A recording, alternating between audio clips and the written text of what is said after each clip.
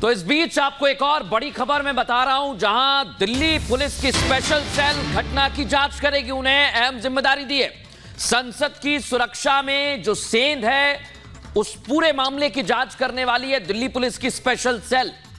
और ये जो तस्वीरें हैं, अलग अलग जगह से सबूत भी जुटाए गए हैं। फॉरेंसिक की टीम जहां आप देख रहे हैं, जहां ये प्रदर्शनकारी पहुंचे थे, और सुरक्षा में सेंध के बाद सभी आरोपियों को स्पेशल सेल को सौंपा जा रहा है। दिल्ली पुलिस की स्पेशल सेल जांच करेगी और एंटी टेरर यूनिट है। स्पेशल सेल की दर्जनों टीमें जांच में लगी हुई हैं। स्पेशल सेल कई जगह पर छापेमारी कर रही है। यह भी सामने आया कि जांच एजेंसियां इसे एक राष्ट्र विरोधी घटना की तरह देख रही हैं। तो यह एक बड़ी और अहम खबर। स्पेशल सेल अब पूरे मामले की जांच कर रही है और सभी आरोपी दिल्ली पुलिस की स्पेशल सेल को सौंप दिए गए हैं।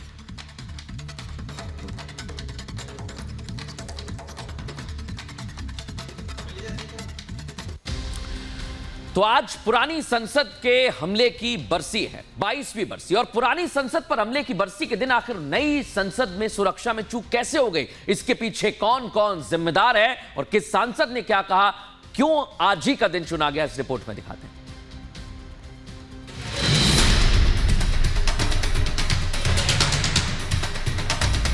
ये बहुत बड़ी घटना है।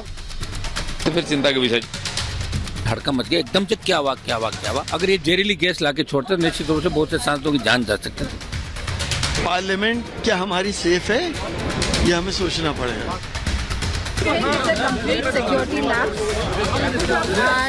कुछ भी हो सकता था। देश की नई संसद की सुरक्षा में चूक एक ऐसे दिन हुई जब पुरानी संसद पर हमले की 22वीं बरसी थी। 13 दिसंबर 2001 में आतंकियों ने संसद भवन पर हमला किया था। इस हमले में 9 जवान शहीद हो गए थे, जबकि हमला करने वाले 5 आतंकियों को ढेर कर दिया गया था। लेकिन पुरानी संसद पर आतंकी हमले की वारदात के पूरे 22 साल बाद अब नई संसद की सुरक्षा में फिर बड़ी चूक ने कई बड़े सवाल खड़े कर दिए हैं। देश के सबसे सुरक्षित कहे जाने वाले संसद भवन की सुरक्षा में सेंध आखिर कैसे लग गई? हैरानी की बात है कि आरोपी सागर और मनोरंजन सुरक्षा को धता बताकर सदन के अंदर कैसे घुस आए? सिक्योरिटी चेकिंग के दौरान क्यों नहीं दोनों पकड़े गए? संसद की सुरक्षा में चूक किसकी जवाबदेही है? जिस जगह पर सबसे पहले कलर बम का इस्तेमाल जो है वो बाहर किया गया, और आप सोचिए इस कलर बम को कैसे अंदर ले जाया गया। सुरक्षा में मौजूद वो तमाम कर्मचारी सदन के अंदर कैसे इतनी बड़ी चूक को अंजाम देने में जो कहीं ना कहीं से है वो लापरवाही निभाते हुए नजर आते हैं। और ये पूरी ये वो लोकेशन है। अब देखिएगा, आपको ये रेड कलर का पूरा ये गुलाल नजर आएगा, क्योंकि इस कलर बम को इसी जगह पर जो है वो इस्तेमाल किया गया था।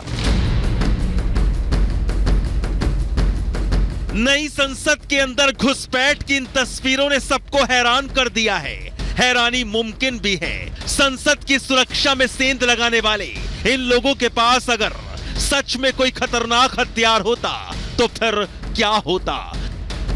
संसद में कुछ बड़ा हो सकता था। सुरक्षा में चूक किसी बड़ी अनहोनी को दावत दे सकती थी। लेकिन लोकसभा अध्यक्ष ओम बिरला का कहना है कि जांच हो रही है, आरोपी पकड़ लिए गए हैं, पूरी इन्वेस्टिगेशन के बाद जानकारी जरूर दी जाएगी। अभी तक प्रारंभिक जांच में जो जांच की उसमें वह साधारण धुआं और सनसनी फैलने वाला धुआं था, इसलिए उस धुएं की कोई ऐसी चिंता का विषय नहीं। उसकी प्रारंभिक ठीक से प्रारंभिक जांच के अंदर जो प्रारंभिक जांच आए वो दोनों लोग पकड़ लिए गए हैं। उनकी सारी सामग्री को जब्त कर लिया गया है और जो 2 लोग बाहर थे उनको भी गिरफ्तार कर लिया गया है। सदन में घुसपैठ करने वाले दोनों आरोपी सागर और मनोरंजन सांसद के नाम पर लोकसभा विजिटर पास लेकर पहुंचे थे। और अब संसद की सुरक्षा में चूक पर कई सांसदों ने अपनी अपनी राय भी व्यक्त की है। आज हमारे बरसी थी, उसके बाद आज ब्रीच होता है इस तरह से, और हम खास तौर पे देख रहे हैं कि इस नई बिल्डिंग में पता नहीं क्या व्यवस्था की गई है। ये बहुत वल्नरेबल बिल्डिंग हो गई है। मैं समझता हूँ सरकार को बहुत गंभीरता से इस पर विचार करके एक स्टेटमेंट इस पर आना चाहिए। इतना बड़ा सिक्योरिटी लैप्स हुआ है आज, जूते में तो कोई छोटा बम भी ला सकता था। तो पार्लियामेंट क्या हमारी सेफ है, ये हमें सोचना पड़ेगा। 21 साल पहले संसद पर हमला हुआ था और आज ऐसे लोग चैम्बर के अंदर पहुंच गए, ये बड़ा सवाल है। बहुत बड़ा सिक्योरिटी ब्रीच का मामला है। नया सदन में इस तरीके की हमला हुई, हमला मतलब जो भी हो, लेकिन ये तो मुझे लगता है कि चूक तो है, कहीं ना कहीं चूक तो हुई। सिक्योरिटी में बिल्कुल चूक हुई, हमारे सुरक्षा व्यवस्था में चूक तो है। इस घटना में अभी 2 लोग गिरफ्तार हैं तो 4 लोग हिरासत में हैं। कुल 7 लोग इस साजिश में शामिल बताए जा रहे हैं। सब एक दूसरे से जुड़े थे। पूरी प्लानिंग के तहत संसद के अंदर और बाहर ये गतिविधियां अंजाम दी गई, जिसकी जांच जारी है। लातूर से लेकर मैसूर, लखनऊ से लेकर गुरुग्राम तक पुलिस ने अपनी जांच शुरू कर दी है। सागर, मनोरंजन, नीलम, अमोल, विक्रम के घर तक पुलिस पहुंच गई है। पुलिस बड़ी बारीकी से हर सुराख सबूत तलाश रही है। लेकिन यहां सवाल यह भी है कि आखिर इन सब के पीछे कौन है? जिस तरह की नारेबाजी हुई वो किसकी भाषा है? संसद की सुरक्षा में सेन और संसद के बाहर हंगामा किसकी दी हुई ट्रेनिंग है?